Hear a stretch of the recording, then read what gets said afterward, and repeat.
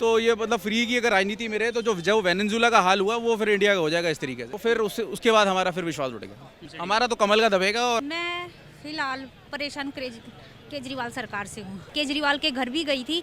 जो मोदी सरकार ने देने थे कोरोना वॉरियर्स को, उन्होंने दे दिए, तो केजरीवाल सरकार क्यों नहीं दे रही? नमस्कार, स्वागत है आपका। मैं हूं आपके साथ नीतीश पाठक।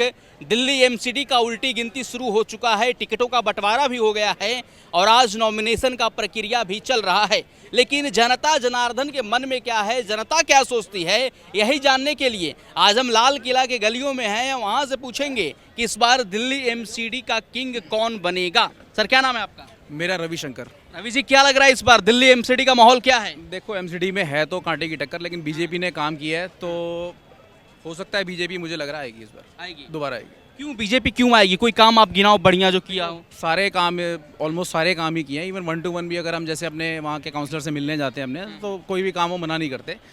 और फिर ये है कि जो जब बीजेपी के लिए जुमलेबाजी की जैसी बात करते हैं, वो तो ऐसा कुछ भी नहीं है। जुमलेबाजी तो वो हुई कि आपने फ्री के किसी को वादे करे और उन वादों की सारी हवा निकल जाती है और मतलब तथ्य देखो तो कुछ भी नहीं है उसके बीच। बिजली में, अब दिल्ली में बिजली जैसे 200 यूनिट दे रखा है इन्होंने, तो 200 यूनिट बिजली का आज की डेट में अगर आप गीजर वगैरह भी चलाते हो तो पता नहीं चलता क्या का। और उसके बाद तो फिर आपका जो रेगुलर बिल है वो आना ही आना है।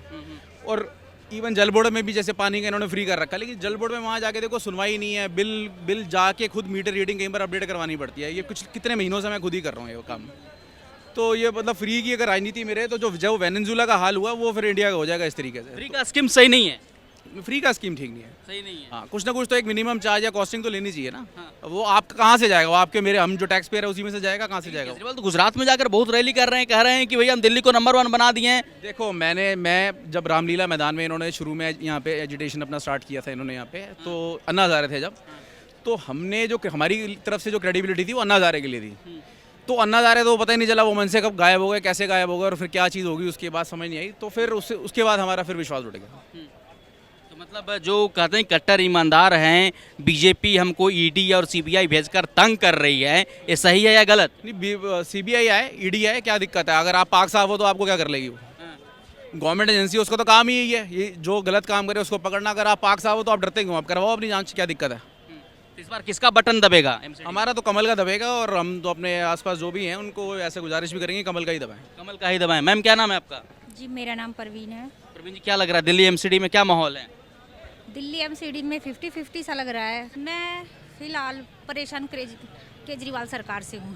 केजरीवाल सरकार से परेशान है? क्यों? फिलहाल मैं अपने लिए परेशान हूँ। क्या हो गया मैडम?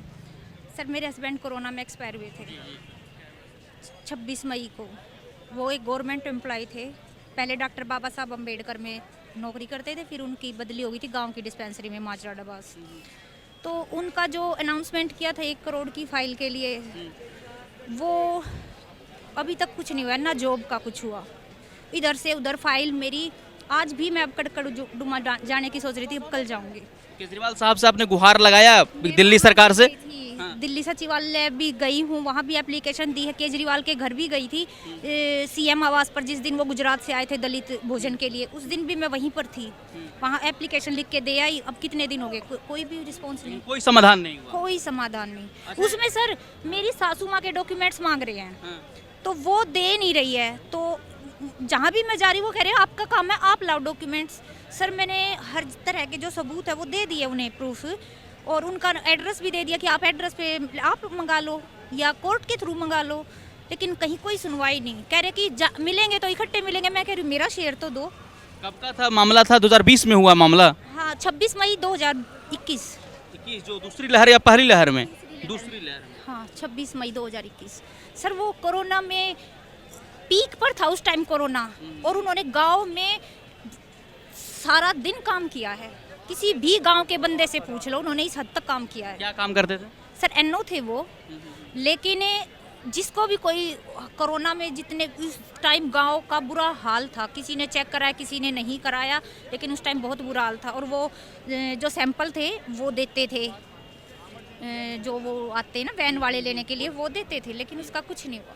ठीक है मैम, हम आपके अपने माध्यम से हम प्रयास करेंगे कि आपका जो समस्या हो समाधान निकले।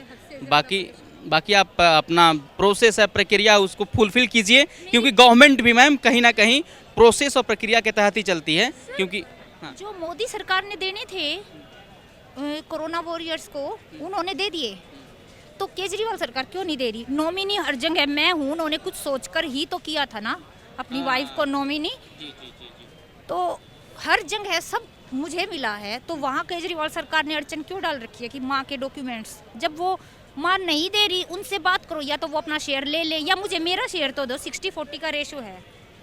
नॉमिनी में आपका नाम था? हाँ, ठीक है मैम, आप धैर्य रखिए, हम लोग प्रयास करेंगे, धैर्य रखिए, धैर्य मत खोइए, मजबूत बने रहिए और बस। 1 साल से ऊपर। जी जी मैं समझ रहा हूँ, बस धन्यवाद आपका, अब मजबूत बनिए।